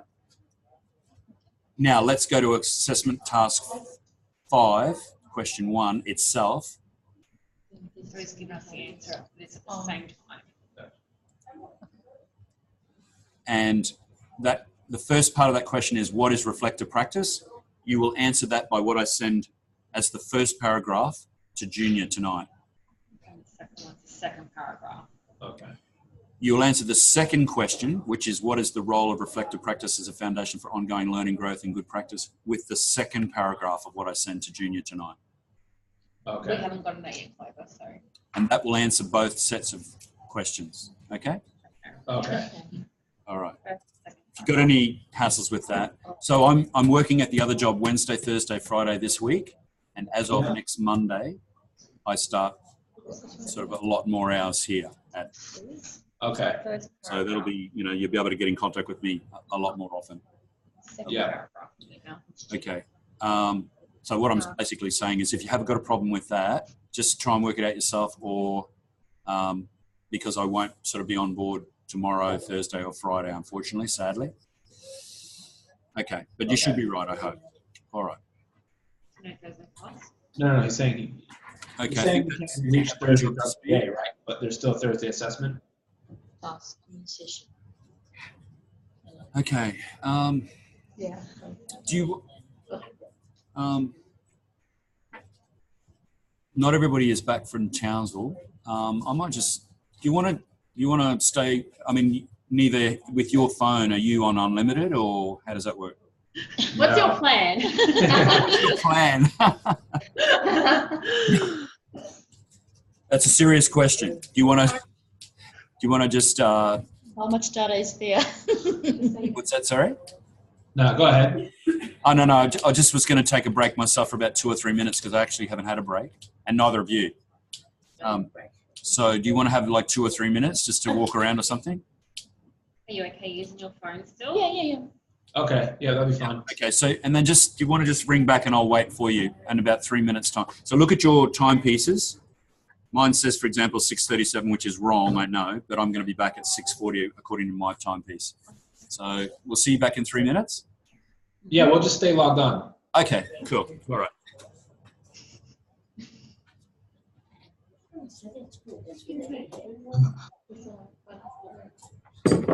Yeah. Yeah, now. Oh, yeah. We should be put up to everything. The first question.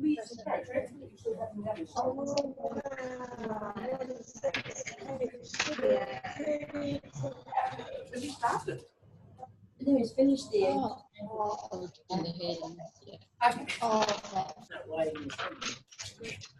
Oh, it's from Julia and he went and photocopied it. Yeah, so instead of doing patients. I know, yeah, that's an answer of a line for us. Hey, I wonder if you'll ever use one of my houses. You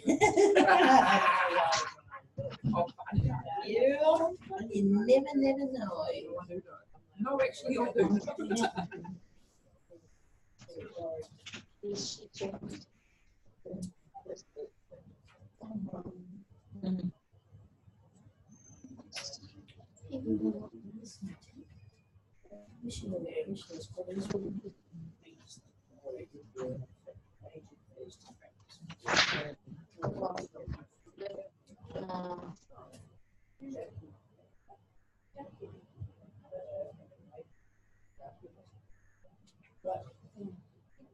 Now, the other question is, how I will be turning to page 4. We're starting on the activity.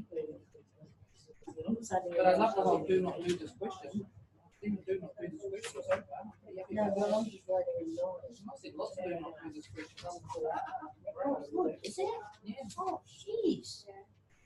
I'm just writing this in to start and number 9.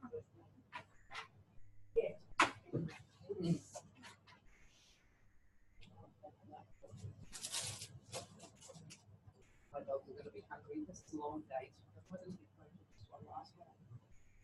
Oh, Jeff had his operation Monday. Oh, so it's not. And then click there you go up. Oh my God. It makes it easy. You don't need to log in. Well, I was trying to log into Zoom, because I got Zoom. No, it takes forever. But if you go through that part, it makes it easy. Yeah.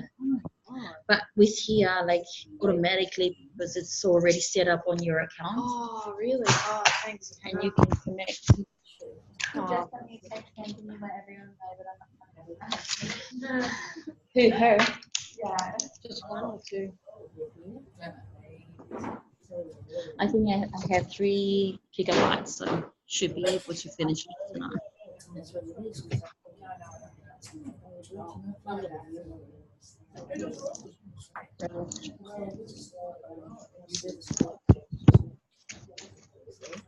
Want to try your phone? Yeah. Okay. Yeah, that'll probably be I'll good. lock me out so that you can.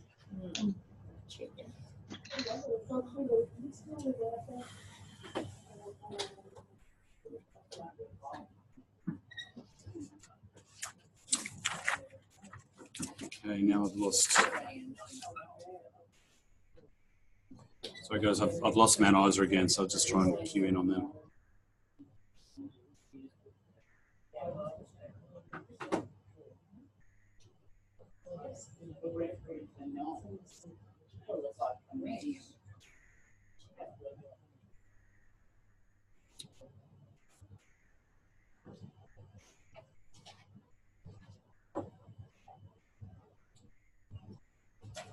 Can you hear me, Clover?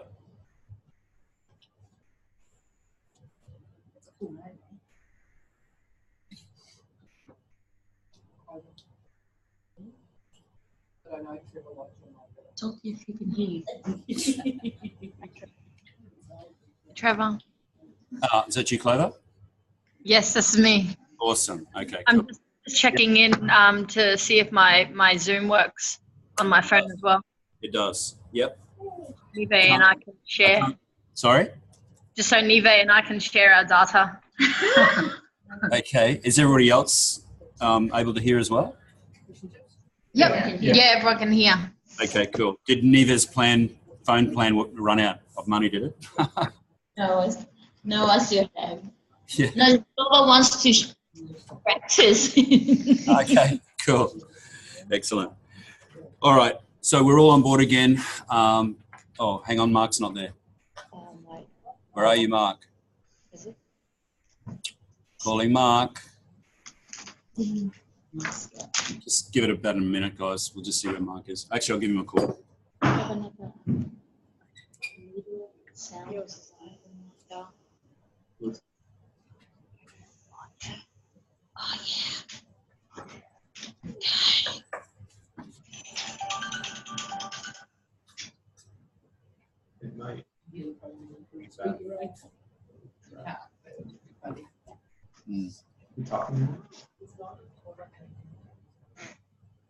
yeah.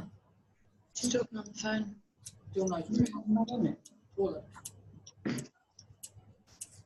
Hang on. Oh, yeah. I'm just going to try Bluetooth.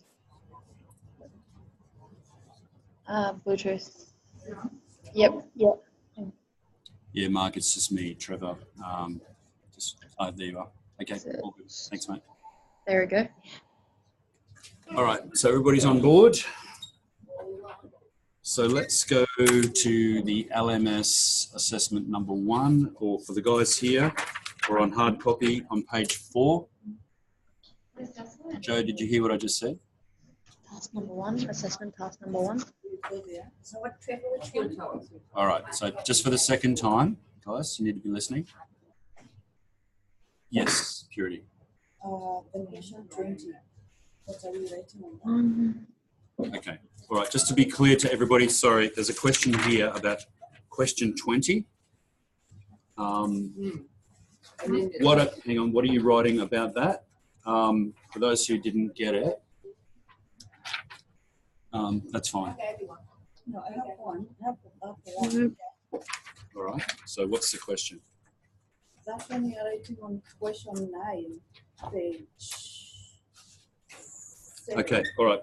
So, Mount Isa, just, you don't need to hear this because you heard all this. All right, so just to make this clear to Mark, to Palm, and to the guys here. So hard copy question 20, question 10 of assessment 8, I believe. Yeah.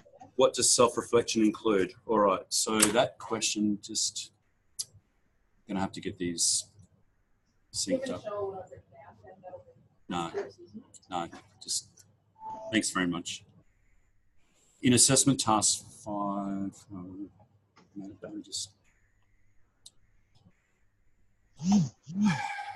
so the answer for question 20 is refer to, are you doing it LMS or hard copy? LMS, yeah, refer to assessment task 5, question 1.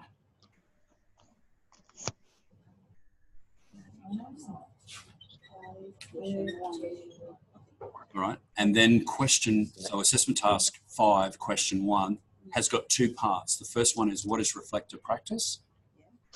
And the answer to that is the first paragraph of what you've got that Jill gave you. That's the first paragraph. The second paragraph is the answer to the second part of that question. Yeah. Oh, okay. Just we do. You would put that one A and B on there. So for the hard copy people, my goodness, you got to be a split personality to do this. So on page 7, question 9, part A is the first paragraph, and part B is the second paragraph. Yeah, that's fine. Yeah, I've just got to be thinking so many different levels. Yeah, you're right. Sorry. Trevor. Yeah, sorry. Just hang on. Yep. So for question 20, or for question 10 in the LMS of assessment 8, which is the same thing, you are saying refer to, okay, if you're on the LMS, you're referring to assessment number 5, question 1. If you're in the hard copy, you're referring to written activity question 9. What task? Right. It's 1-5. Alan, talk to me. Yeah, this is Sorry, for the 2 parts in the question 1, Question 1 of what? LMS, the one you got up now, in the LMS. Okay, so the 2 parts there. Yeah. Was there an handout for that? Yes, I'm gonna email it to you tonight, Alan, after I finish. Okay. Yeah. Cool. Thank you. That's fine. Yeah. Look. Yeah. Sorry, everybody. It's just really difficult to kind of get around this. Yeah. And what will eventually happen out of this is that we will load this document into the LMS ahead of time, so you don't have all this issue. Unit 5. It's just that now that I've got time that Andrew's given me for the next 2 weeks, we can start to look at addressing all these little things that I didn't have time to do. All right. Okay. It was just such a great answer from Junior that I got in Mount Isa the other day about reflective practice. I thought, that's something that we need to share with everybody. Yep. All right. So I think we're now ready, is that right, to go into either hard copy written activity number 1 or assessment task 1 in the LMS. So I'll go into that. So you guys are on the hard copy people are on page 4 of your assessment. The LMS people, you have in front of you what is on the screen. And Mount Isa, what is on the screen is assessment task 1, question 1. All right. So for this task, you are to discuss the process you followed to work with the client with a mental illness to meet their recovery goals. Now, it's written as if it's one person with the client, it says. To aid you in answering your logbook, I've actually made it 3 because you've got to work on 3 people in your logbook. So when you've answered all this, that will answer some of your questions for your logbook as well. All right. So you're actually already working on your logbook while you're doing this assessment.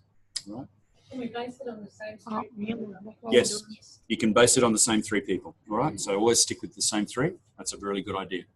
The first one is so the question is how you built resilience in the care network for each client. Now, you might recall that resilience, or you may not recall, resilience is addressed in topic 1 of the learner resource. So maybe the best way to look at that for the hard copy people, but even the LMS people, is to go back to question 1, which says, question 1 of the questions, which says, what steps will you need to follow to identify and build resilience and capacity in the person's care network and community of choice? So you will have answered that question in the first question, right? And that's kind of where you launch off from to answer this question, all right? But let me add to that. All right. So the way you answered that first question was to look at all the subheadings of topic 1. So if you might recall, page 13, page 15, page 17, 18, and page 20. There were 4 of them. Yeah. Now, under each of those headings that you will write as a dot point in question 1, there are subheadings. For example, on page 13, the heading is work collaboratively to identify the scope of membership, etc. And then you've got underneath that a subheading that says work collaboratively. Can everybody find that? And you've got another heading, scope of membership in the person's care network, etc. All right. Now, I don't want you to write a novel. Please don't write a novel. But if you're struggling for how to write this, you'll be referring to those headings and subheadings and sub-subheadings. Right?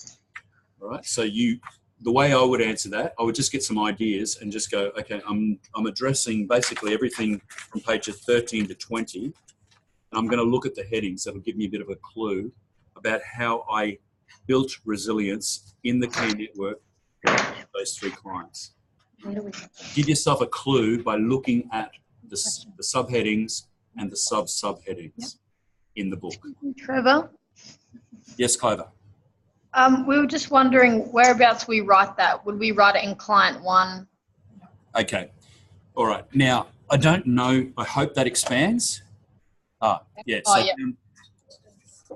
You hope you that. just see if that expands. Ooh, that's going to be very interesting. No, No. I tried. Tried it? Oh. And you can't write anything on it. Hmm. I just tried, for Mount Isa's sake, I just tried to write into the LMS, and it didn't expand. So that's going to be something we're going to have to take up.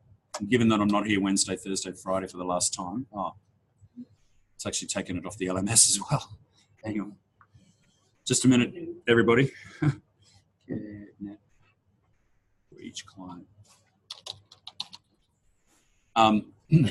Yeah. Good question. It's working, Trevor. That's Clover, is it? Or somebody from Mount Isa? Yes, Clover from Mount Isa. So what's happening? It's What working. about wrapping text? So you're able to write into the LMS under client 1, are you?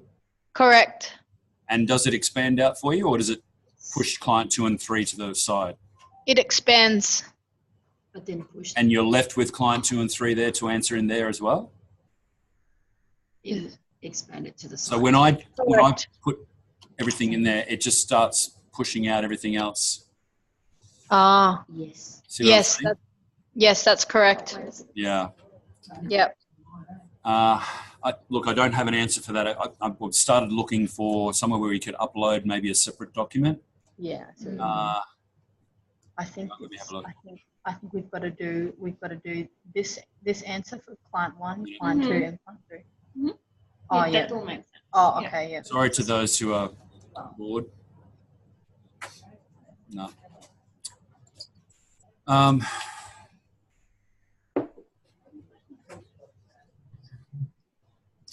What about, I will get this changed, but what about if in assessment task 1, everybody have a listen to this, please. In assessment task 1, for this time only, and I'll change this for the next cohort, so not this group, but for your group, both LMS and hard copy, you only need to do 1 client, all right? Just do 1 client for each of these, which was what the original idea was, but I was just trying to help you to do your logbook. So just do 1 client. Client 1, your main client.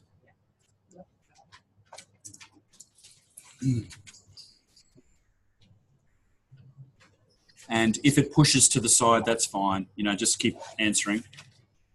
All right. So, like I said, don't do a whole big novel, but I do want a fairly good answer according to some of those headings. At the very least, you're going to do 4. You're going to answer, like, how did you work? So I'm looking at the subheadings here. Work collaboratively to identify the scope and membership of the person's care network and their community of choice. That's the first subheading. How did you do that? Right. And then the second subheading on page 15, work with the person with mental illness to clarify the roles and importance of members of the care network. Have a think about how you did that. And then 17, 18, and then 20. Is that clear as mud? Yep. All right, so you answer to the 4 subheadings. If you want any more detail than that, you can go into the subheadings. All right, the next part of that, everybody ready to go on? Francis, you okay with that? Joe, you okay with that? Yeah. So Joe, do you have recourse to ring anybody else after class or anything like that? Like is there somebody that you can ring if I'm not around? I'll ask questions. Yeah. Okay. Or do you just work it out yourself? Who? Yeah. All right. So do you think you know what is going on here and how to answer it? So you're going to be in contact with Francis, but have you got her number? All right. I'll let you sort that out.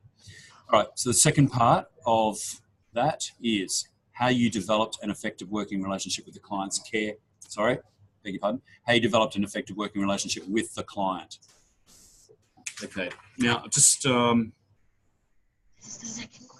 put down 3 points on that one, if you would, please. Just 3 points. How did you do that? How did you develop? And I want you to go a bit more specific than I talk to them, I listen to them, or you might, I don't want you to say I applied active learning. You can do that, but then give me an example.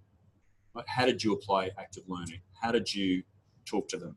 How did you effectively develop a working relationship with that person? Right? Not just 3 quick dot points. Just tell me a little bit more information. Right? All right, next one down. How you developed an effective working relationship with the client's care network. Okay, this one is topic 2. So if we go into topic 2, the subheadings there, which we didn't look at in one of the questions, are on pages 23. So look for your subheadings. Pages 23, write this down. 24, 27, 30, 32, and 34, right? So if you're looking for ways to write that.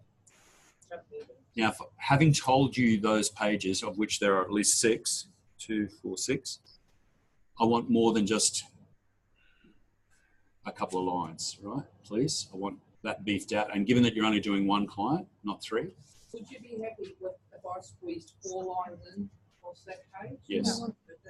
Yep. Yep. All right. So for people in doing hard copy, you can write across client 1, 2, and 3. Right. Just fill that section.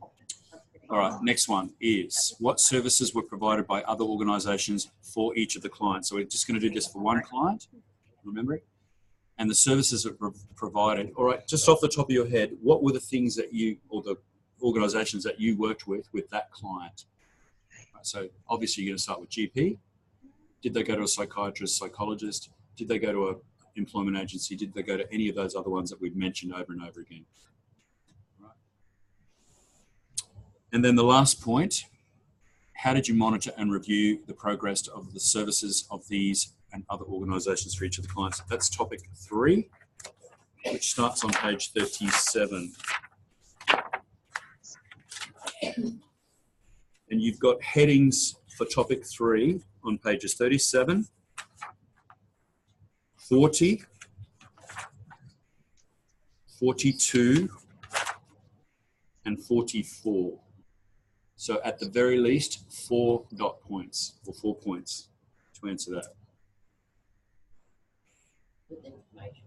With information, yeah. Okay, so that's assessment number 1 on the LMS.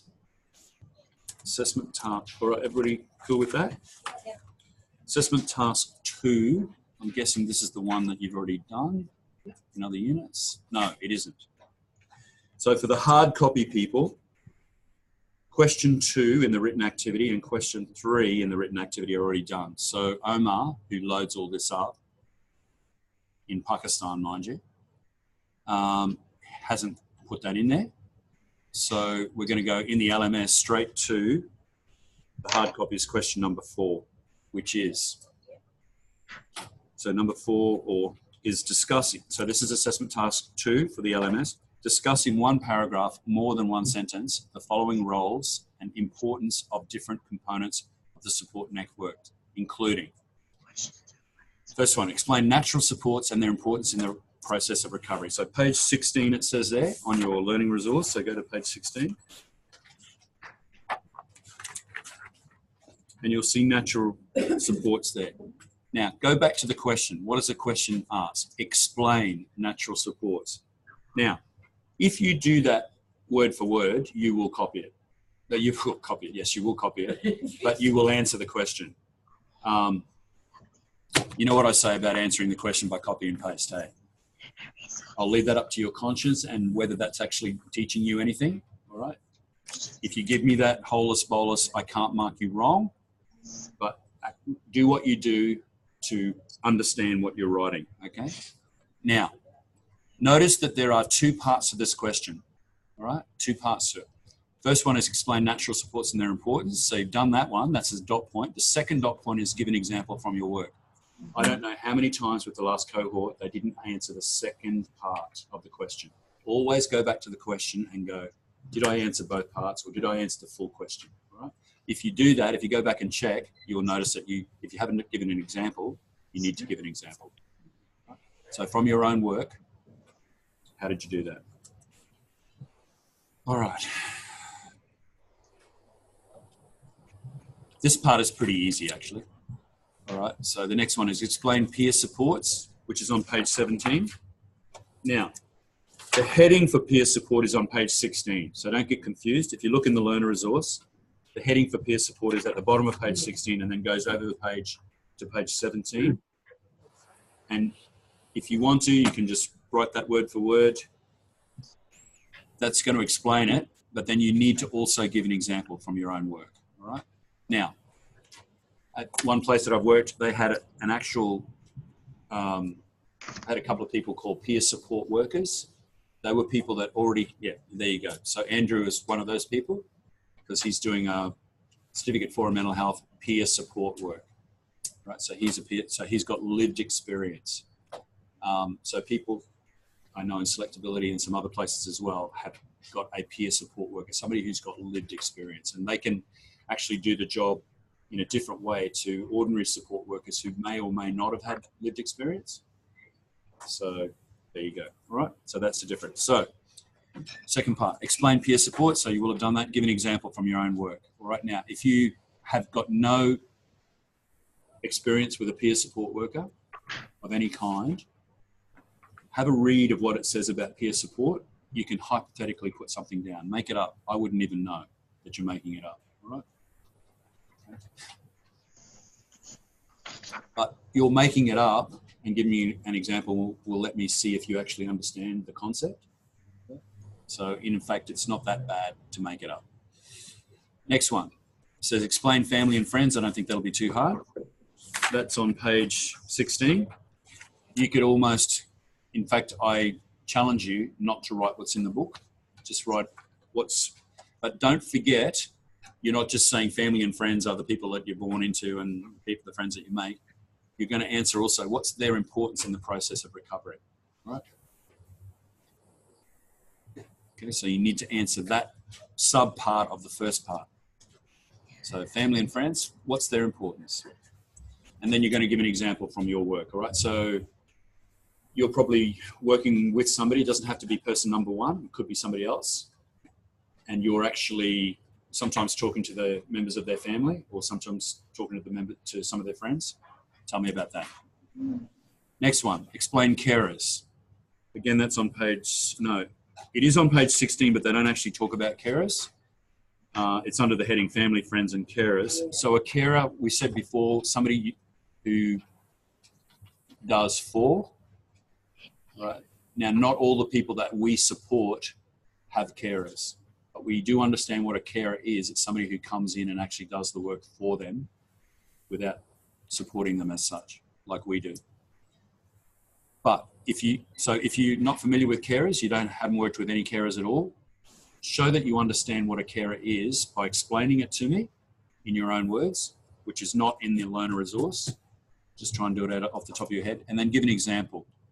So, for example, what would be a good example? Somebody from here. What's an example of a carer? Somebody that comes in and does housework, shopping, does it for them, not with them. So if you're doing it with them, that's a support worker. Yeah. So a carer is somebody. Carer might be responsible for yeah. Yeah. All right. Exactly. Yeah. So there could be two groups of people working with the person. The carer is actually, as Andrew said, actually preparing meals, showering them, that sort of thing. Whereas your role as a support worker is to take them out on shifts to do things that the carer isn't doing. So you're supporting them into the community to go to Tuesday Tunes or to go to something else. You're supporting, you're actively doing with them, whereas the carer is doing for. Security. The people who come to maybe clean for them the house? Yeah, the cleaner. Yeah, so somebody who's cleaning would be.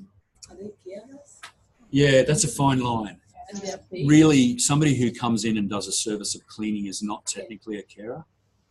It's just somebody who's providing a service. A carer is actually somebody like Andrew said, cooking for. It's a very fine line. Like Jenny's sister. Yeah. Yeah, while you're there. Yeah. Which you could technically say a cleaner does that too, but a cleaner's not really a carer, is it? You know, No, so, the cleaner's not bathing them if they need to. Or no, cleaners but how do you doing explain that? cleaning. So we won't go there. Yeah, we know that a cleaner's not a carer, all right? But somebody who makes their meals, somebody who bathes them is a carer. Okay.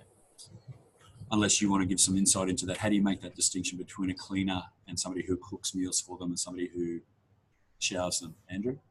Suppose the carer does things with them that they can't do for themselves. So that Okay, that's a good example. So Yeah. Cleaning for me Yeah. wouldn't be caring. No. Cleaning for someone else's bedroom would be.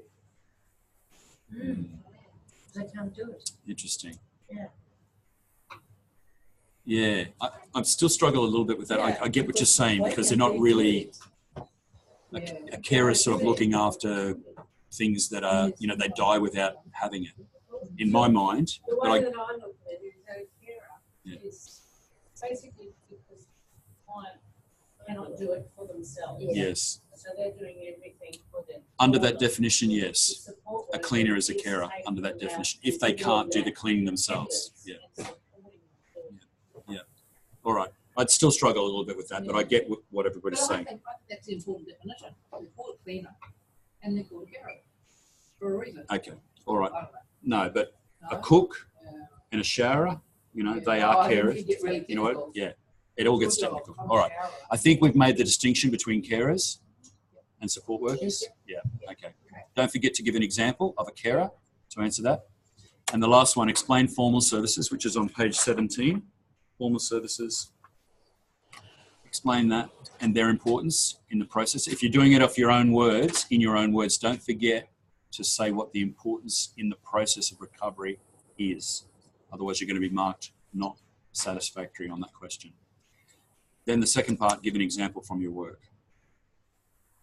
All right, what is clear on that? All right, that is assessment task 2. Assessment task 3. Okay, so you guys are doing the hard copy. 5 and 6 you've already done in other units. So hard copy, question 7, LMS question, assessment task 3. Question 1. So you've got this, explain negotiation techniques, mediation and negotiation. Go to page 55.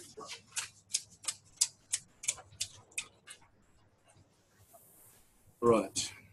Now, don't forget to do both, mediation and negotiation, up the top of the page 55. And even though it doesn't say it there, which I'll have to change in the next LMS, it says give an example from your work. I want, please, 2 examples, one of mediation, one of negotiation.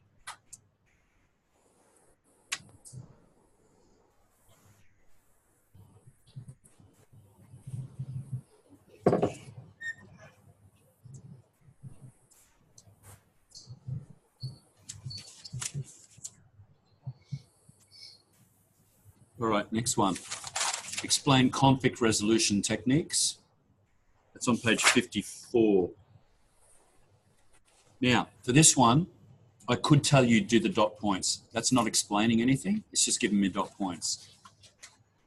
So, don't want a paragraph, don't want a sentence. I just want you to fill up the line on that dot point with a very brief explanation. So, reducing the stress.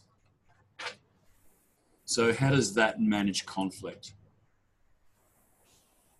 All right, so reducing the stress, you could just put a dash there and just say, getting rid of stress in people's lives often leads to less conflict, something like that. And you want us to do a sentence for all the dot points? Yes, please. A sentence for all those dot points because the question asks you to explain. It doesn't say give dot points, it says explain. All right, so once you've given a sentence for each of those dot points, the second part of that question says give an example from your work. All right, one example of conflict resolution. So you don't have to give an example for each of the dot points, just one example. All right. All right, that's that one.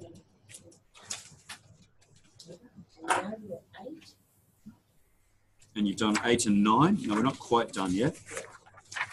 All right, so now let's go to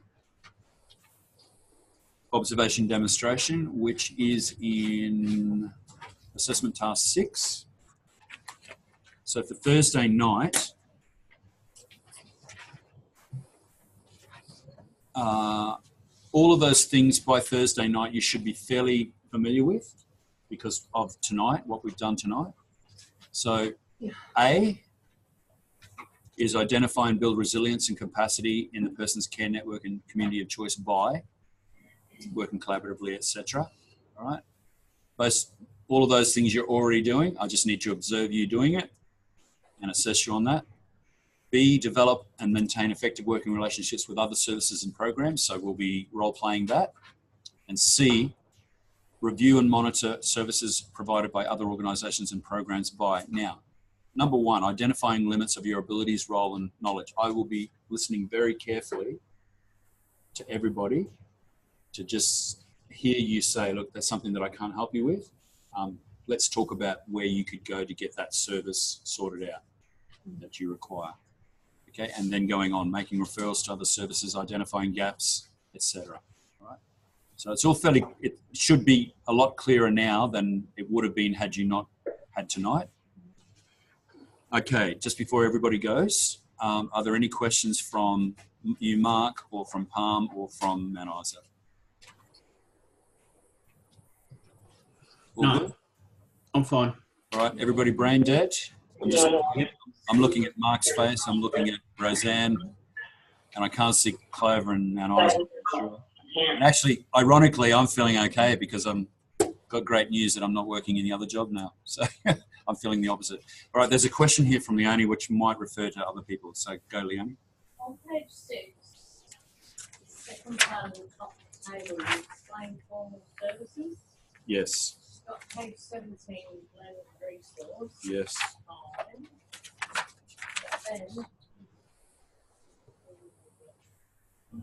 And it goes on to say, and their importance in the process of recovery. And then it says page 16, where Human services. Okay, I don't know what that's about. Just cross that out. All right, so just don't worry about page 16, the learner resource. So just to explain that to everybody, that was back on. All right, so all of you with the hard copy know where that is on page 6. Okay, let's go. I'm going to try and find it in the LMS now. It would have been under full support network. It's assessment task 2, I believe, I think. And we're in, yeah, assessment task 2.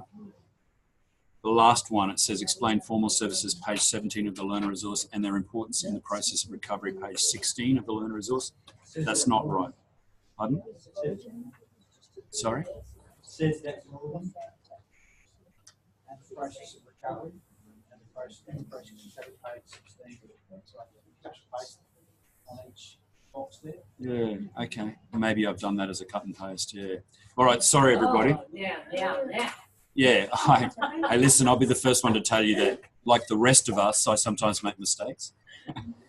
Okay, so what we've just worked out, and I'll get this changed for the next time, is that there's been a cut and paste where after it says, and the importance of the process of recovery, I've always put page 16 of the learner resource, so that's not always right.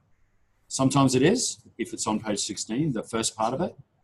If the first part of it's on page 17, don't worry about going back to page 16 for the second part of it, if that makes sense.